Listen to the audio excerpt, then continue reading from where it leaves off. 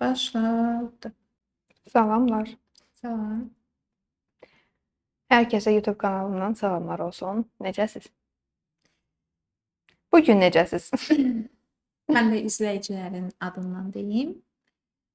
Bugün bəzilərimiz yaxşıyıq, bəzilərimiz yaxşı deyilik, bəzilərimiz düşüncəli, bəzilərimiz anın dadını çıxardırıq. Bəzilərimiz isə daima keçmişə yadqa düşünürük. Hansından başlayaq onda? Bəlkə Mövzuna hamını bax. bu cür qəbul edək. Bugün hər kəs bu cür hiss edir. Etsin. Amma bunu taparaq etsin. Mən məsələn bugün biraz oyananda əsəb oyanmışam. Keçirdiyim hisslər bəzən qarışıq olub. Bugün biraz duyğusal olmuşam. Biraz çox əsəbi olmuşam. Biraz içimdəki Zəhra ilə danışmışam. Amma bunların heç biri mənfi bir şey deyil. Yəni özünüzlə danışanda, neqativ bir şey hiss edəndə insanlar o saat belə endişələnir ki, ayda niyə mən neqativ hiss elədim? Duyğu olaraq neqativ də bir duyğudur. Onu da hiss etməlisən bəzən. Onun da doya-doya yaşamalısan. Qəzəbmi yaşayırsan, doya-doya yaşa. Hansısa bir problemi yaşayırsanmı, bunu doya-doya yaşa və o yasını saxlamaq mövzusu var ki, məsələn 40 gün yasını düzgün saxla. Eyni şəkildə bu 40 günü uzatmayaq, düzdür, bunun aradan qaldırmaq lazımdır. 40 gün ömrümüzdən gedir. Heç bir həyatda heç bir şey fərqi yoxdur. Bizim pis olmağımıza səbəb deyil. Və bu gün mən necə oyanmışamsa özümü olduğum kimi qəbul edirəm. Mən hər zaman çox möhtəşəm oyana bilmərəm, hər gün çox özümü yaxşı hiss edə bilmərəm. Bu belə bir məcburiyyət də deyil. Bu gün elə mövzumuz bu olacaq ki, duyğularımızı basdırmadan, anımızı yaşayaraq, biraz da özümüzü olduğumuz kimi qəbul edərək davam etməliyik. Və bugünkü tapşırığımız bu olacaq ki, özünü günahlandırma. Və nə üçün özünü günahlandırırsan?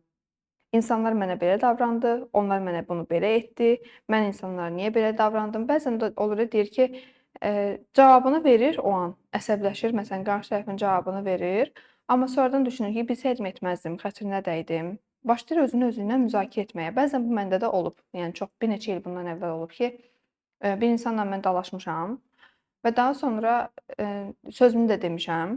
Əslində deyilməli sözlər idi, əslində olunmalı ifadələr idi. Düzdür, burada təhqirdən, tənqiddən söhbət getmir. Sadəcə qarşı tərəf bəzən səhvini başa düşməsi üçün və yaxud da onun bizdəki o açan yarasının olduğunu dərk etməsi üçün bu insan bunun fərqinə varmalıdır. Və daha sonra özümə müzakirə edirdim bunu. Zəhra, bunu niyə dedin? Xətrinə dəydi. O an deməsəydin də olardı. O an emosional cavab verdin, belə davrandın. Artıq başlayırdım özümə o dediyim sözləri belə zəhər eləməyə. Tamam, mən bunları yaşadım. Bunu mühakimə etməklə mən bu həmin hadisəni gecikdirəcəm və yaxud da təzədən bir də düzəldə biləcəm. Xeyr, artıq oldu və getdi. Oldu və getdi misalı bəzən insanlara yanlış görünür ki, məsələn Əhlikeflik kimi başa düşülür də bu ki, hə oldu getdi, necə yəni oldu getdi, sən bu qədər yara açmısan, bu qədər his keçirmisən və s. Bəzən olması gərəkdiyi kimi olur həyatda hər bir şey. Bəzən o sözləri deməlisən.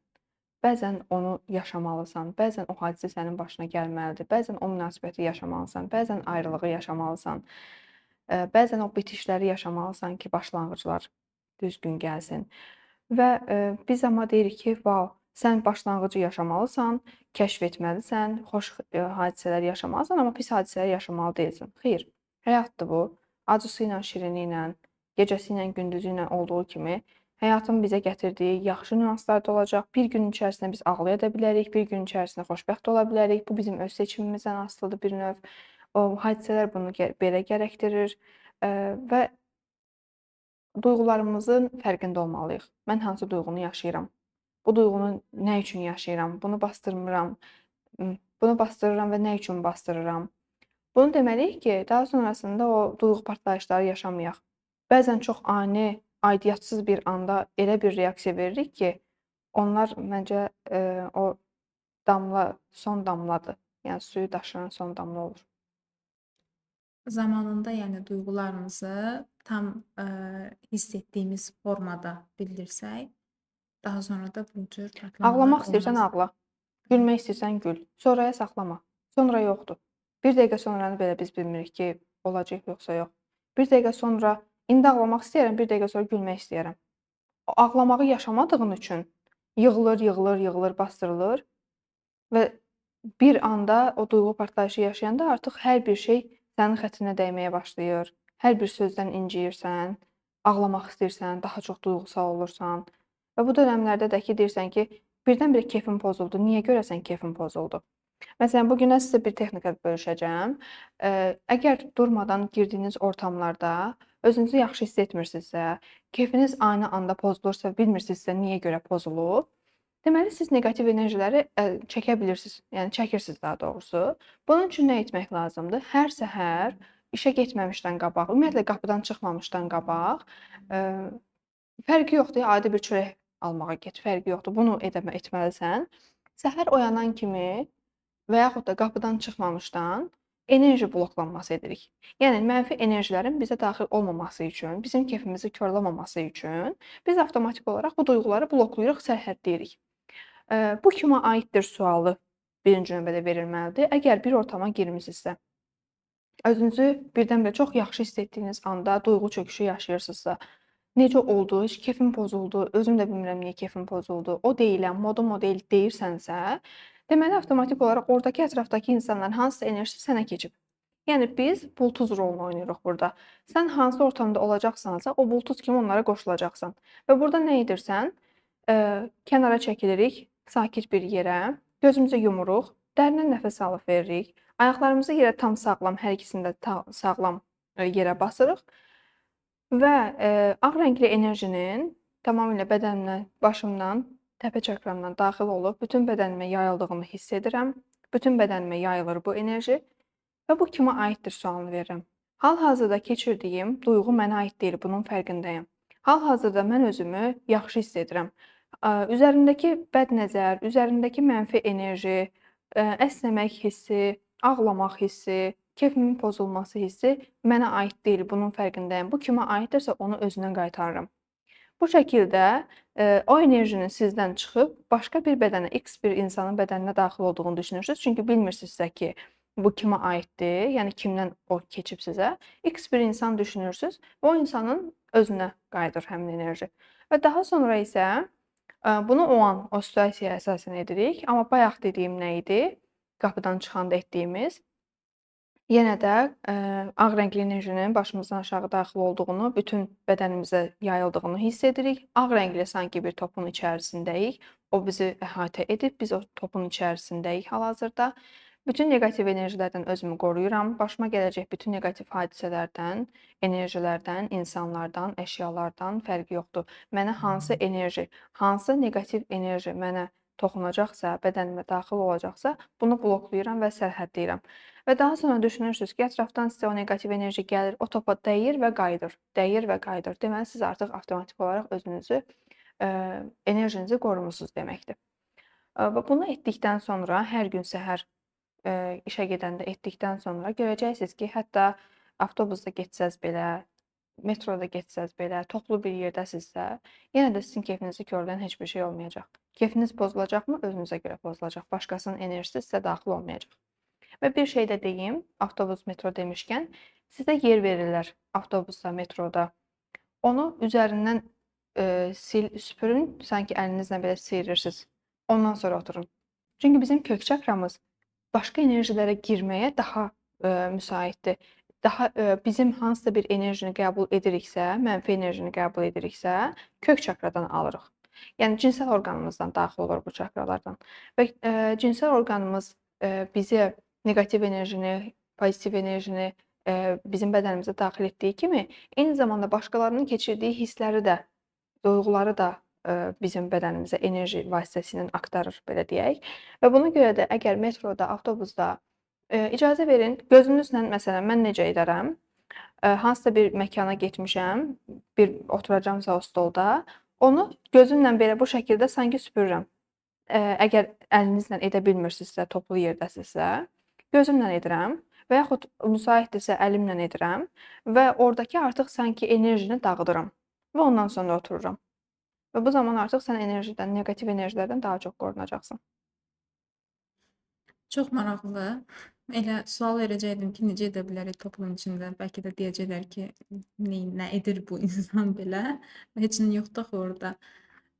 Bir də ki, bu demişdiniz ki, o an özünüzü, əhvalınızın yaxşı olmadığını hiss edən zaman kənara çəkilib bir o an topun sizin daxil, yəni bədəninizə daxil olduğunu hiss Hı edin. hı.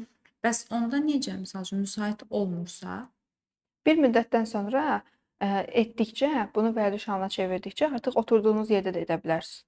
Məsələn, mən hal-hazırda özümü yaxşı hiss etmirəmsə, oturduğum yerdən göz açıq formada səninlə danışıram, amma ağ rəngli enerjinin başımdan daxil olub bədənimə yayıldığını və məni əhatə etdiyini düşünə bilirəm. Və yaxud da hal-hazırda bu duyğu içimdən bir söz keçirirəm ki, hal-hazırda bu duyğu, hal-hazırda hiss etdiyim duyğu kimə aiddirsə onun özünə qaytarıram. Ürək çakramdan sanki enerjinin yəni məndən çıxdığını hiss edirəm və tamamilə enerjimi balanslaşdırıram. anladım. Təşəkkür edirəm Zəhra xanım. Biz danışdıq ki, öz duyğularımızı qəbul edək. Yəni mən belə anladım ki, duyğularımızı qəbul etməyimiz ümumiyyətlə özümüzü qəbul etməyimizdən keçir. Bəs nəyə görə bəzən neqativ duyğuları qəbul etməkdən çəkinirik? O sanki toksik xoşbəxtliyi daima özümüzə çəkirik ki, mən hər zaman xoşbəxt olum. Ümumiyyətlə duyğularımız barədə bizimlə nələri bölüşmək istəyərdiniz? Çünki bizə əvvəldən öyrədilib ki, yanlışdır. Ağlamaq pisdir, pis olmaq pisdir, pis ola bilmərsən, daima yaxşı ol, güclü qadın ol. Axşam gözünün yaşını sil, səhər-səhər dur, öz işinin dalınca get. Bəzən insanlar güclü olmaq məcburiyyətində deyil. Bəzən boş vermək lazımdır, bəzən boş buraxmaq lazımdır, bəzən axışına buraxmaq lazımdır hadisələri, gedişatı. Hər zaman güclü bir qadın ola bilmərsən, hər zaman güclü bir bəy ola bilmərsən. Kişilər ağlamaz söhbəti burada keçərli deyil. Bir kişi ağlayırsa, duyğusu var deməkdir. Bir kişi ağlayırsa, o duyğusunu bastırmırsa, deməli o insan özünün fərqindəliyi olan bir insandır. Kişilər ağlamaz, niyə ağlamaz? Bir qadın niyə hər zaman güclü olmalıdır? Niyə ümumiyyətlə dədələrimiz, babalarımız bizə güclü olmağı öyrədirlər? Niyə hər zaman mən güclü olmaq məcburiyyətindəyəm? Bu sualı verməliyik biz özümüzə. Mən bu gün özümü əzgin hiss edirəm, tamam, bu da mənim duyğumdur. Bu gün mən özümü yaxşı hiss etmirəm, bu da mənim duyğumdur. Qəzəbi belə yaşamaq lazımdır. Qəzəb hissini belə biz deyirik ki, əsəblərini sakitləşdir, özünü yaxşı hiss elə, sakit ol. Xeyr, mən hətta ağlayan bir insana belə deyirəm ki, qoyun ağlasın. Kimsə gedir sakitləşdir, deyir ki, ağlama, yaxşı olacaq. Xeyr, qoy ağlasın, qoy duyğuları boşalsın. Bir insanın duyğusu necə boşalır? Ya fiziki olaraq bir aktivitə edəndə, yəni idmana gedəndə tərləyir və sair belə çıxır, ya da ki, bu insan ağlayır, göz yaşı tökür və enerji depolanması, yenilənməsi baş verir. Sanki restart veririk də biz enerjimizə. Bu da belədir. Niyə məsələn mən ağlamağı özümə yad bilirəm, gülməyi daha xoş bilirəm? Ümumiyyətlə evrən, kainatda yaxşı və pis enerji deyilən, yaxşı pis duyğu deyilən bir şey yoxdur. Biz özümüz bunlara ad veririk. Əgər sənin mənə bu gün konfet almağın mənə dramatik hiss etdirirsə, mən ona deyirəm ki, mənfidir, neqativdir. Və yaxud da ki, sənin mənə konfet almağın xoş hiss etdirirsə, deyirəm, pozitiv duyğu yaşamışam. Və buna ad özüm verirəm deyə mən hamısını tam şəkildə yaşamalıyam. Nə qədər ki mən mənfi duyğunu özümdən uzaqlaşdırmaq istəyirəmsə, o mənə daha çox yaxın gəlir. Bu hər zaman belədir. Nəyi özümüzdən kənarlaşdırırıqsa, o bizə gəlir. Münasibətlərdə də belədir. Ayrılırıq, qayıdır. Kiməsə mənfi sözümüzü deyirik və ya da sözü üzünə deyirik, özünün ayıbını özünə bildiririk, o insan bizlə yaxınlaşmağa çalışır. Nəyi kainatda da yəni enerji məsələsi belədir. Nəyi özündən sərbəst buraxırsansa, boş buraxırsansa, o sənə gəlir. İstəklərimizdə də hətta belədir. Sən istəyirsən və onu tutub saxlayırsansa o ipi əlində, o sənə gəlməyəcək. Amma o ipi biraz boşaltsan, biraz sıxmasan, relaks olub axışına buraxsan, o sənə daha tez gələcək. Eyni zamanda bizim duyğularımız da belədir. Bu gün nəyi yaşamaq istəyirsənsə, bunu sonuna qədər yaşa. Başqasının qəlbinə qırma, başqasına hörmətsizlik etmə, təhqir, tənqid bunları etmə, amma duyğunu yaşa. Ondan sonra artıq görəcəksən ki, o mənfi duyğular da yavaş-yavaş yəni balanslaşır. Həm müsbəti, həm mənfini düzgün şəkildə qəbul edə bilirsən. Və özünə zəhər də etmə ki, ay da bu günüm çox pis oldu, mən bu gün niyə əsəbləşdim? Çox yaxşı olmalı idi günüm, amma bərbad oldu, gözlədiyimdən daha pis keçdi. Bunu dedikcə avtomatik olaraq o enerjiyə daha çox qapılırıq. Tamam, bu gün də belə oldu. Heç nə etmək olmaz. De və mənfi duyğunu müsbətlə yaşa. Bitirək Zəhra xanım. Bu gün də belə qısa kəsək, yormadan, incitmədən. Bir gün çox danışıb, bir gün az danışırıq, amma əsas Az danışdığımız gün daha çox düşündürdüyümüz gündür deyə düşünürəm. bəli, əlbəttə ki. Bu gün duyğularımızla baş-başa qalıb, duyğularımızı bir də gözdən keçirdik. Eynilə. O zaman Sağollaşaq. Mənə yaxşı yol. Sabah görüşərik. Sabah görüşənə.